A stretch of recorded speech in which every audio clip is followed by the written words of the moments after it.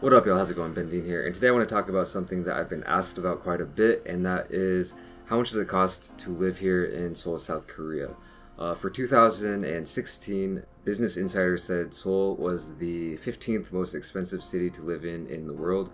And to put that in perspective, New York City was number 11, and London was number 17 on that list, I believe. And I'm not sure how accurate that list is exactly, but it just goes to show that Seoul is up there with some of the cities that we think of as very expensive and maybe even like very difficult or even impossible to live in. And yeah, Seoul can be a very expensive city, but it might not be as expensive as some people think.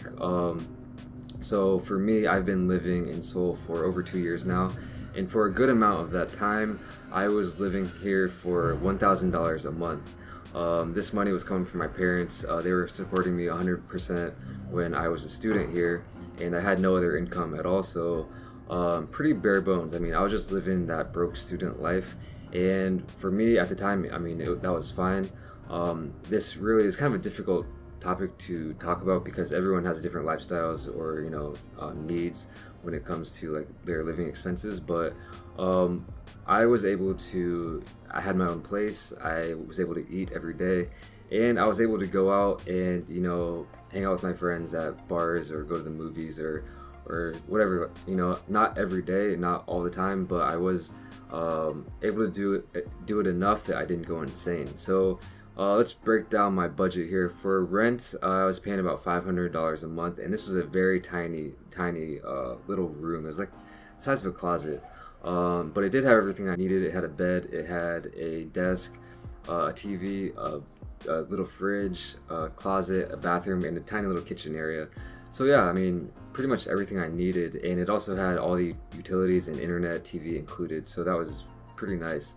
I kind of skimped when it came to food. I was probably spending, like, when I ate alone, maybe about 150 bucks a month, so maybe like $5 a day.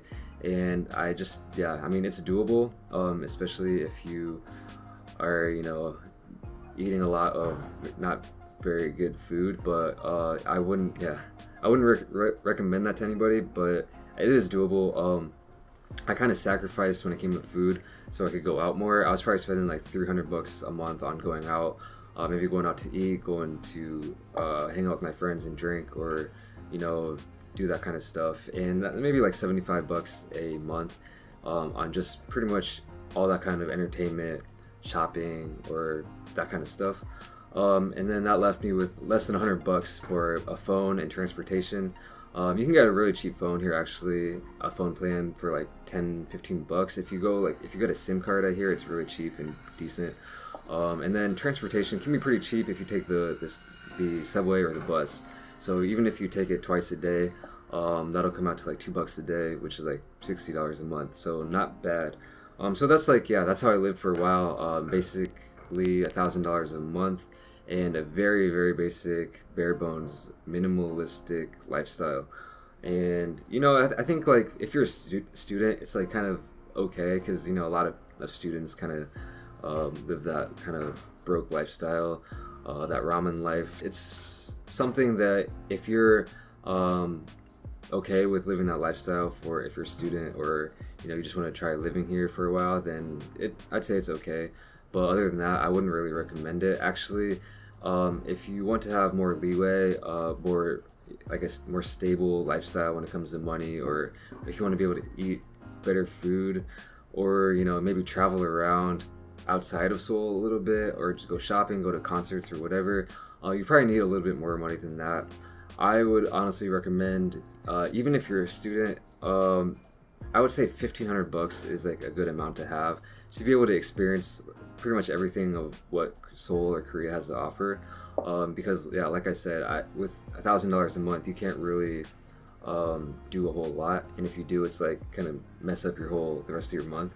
You could maybe spend a little bit more money on your apartment or whatever, or just have more money for food or going out and stuff like that. When it comes to people with more obligations or expenses, like say you have a family, or if you want a car, or you want a nice big apartment here, I really don't know what to say, because I'm not on that level. I have no idea how much that stuff costs, but I'm pretty sure apartments can be really expensive here.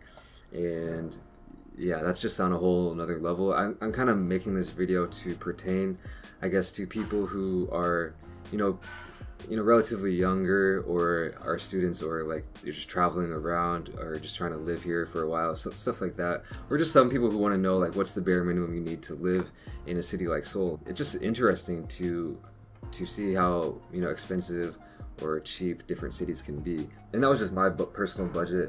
Probably not ideal for a lot of people out there. You can get cheaper places, like, but they're going to be smaller. And so some people might take that over, you know, spending less on food. You know, it's just up to the individual person, I guess. And but yeah, I mean, I feel like I'm a pretty average person. You know, I don't live a lavish lifestyle, but I'm also not, you know, a complete bum. And you know, I was able to live here for about $1,000 a month, and I just kind of thought that would be kind of an interesting piece of information that, you know, some of you guys might like to know. If not, sorry, but I hope you guys did learn something, or, you know, get something out of this video. If you enjoyed it, give it a thumbs up, subscribe for more, and I'll see you in the next one. Peace.